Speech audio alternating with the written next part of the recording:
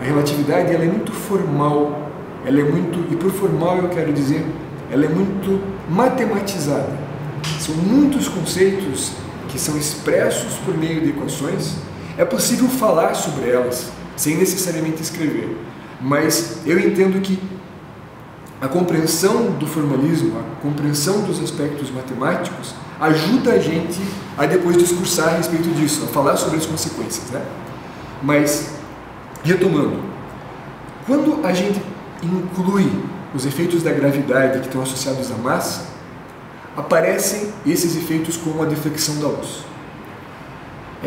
Historicamente, isso foi um ponto muito importante, Sam, porque os cientistas lá do final da década de 10 do século passado, né, por volta de 1919, um pouco antes disso eles já começaram a se mobilizar com respeito ao assunto, eles perceberam o seguinte, que quando a gente usa a teoria do Newton, a gente pode imaginar que a luz é formada, digamos assim, por bolinhas com massa, ok? Porque isso é compatível com a teoria newtoniana, e de acordo com a gravitação do Newton, a massa atrai a massa, ok?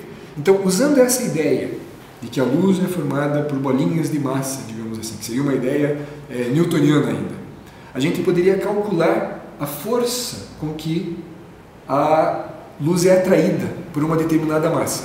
Então imagine que a luz de uma estrela distante passa próximo ao Sol, vem para a Terra e a gente consegue medir o quanto que ela desvia, porque a gente pode enxergar o que a gente chama de a posição aparente de uma estrela em função de onde ela deveria estar. De acordo com os cálculos da teoria newtoniana, isso dava um valor. Então, eu vou chutar um número, assim, alguma coisa como, por exemplo, 0,8, ok? Quando a teoria do Einstein da relatividade geral, é empregada para fazer esse cálculo, por conta das variações, das diferenças, dessas novas concepções que estão associadas à teoria einsteiniana da relatividade, a maneira como a luz interage, a maneira como ela desvia é diferente. E o valor numérico era o dobro do valor obtido com a teoria newtoniana. Então, esses cientistas lá do final da década de 10, eles perceberam aí uma chance muito grande de testar a veracidade da teoria nova. Porque medir essa variação, que era de um fator 2, era factível.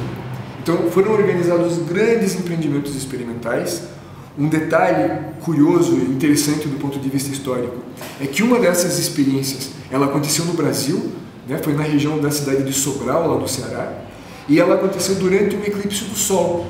O eclipse do Sol facilitava ver o céu lá atrás, porque daí a luz do Sol ela não obscurecia, né, as medidas.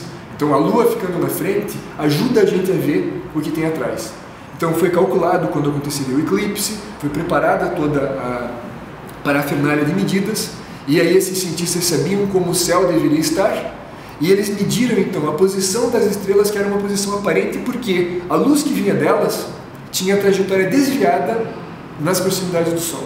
E eles conseguiram verificar esse ângulo, que é o ângulo do desvio, e os dados experimentais mostraram que o desvio da luz pelas estrelas era mais bem explicado pela teoria do Einstein do que pela teoria newtoniana.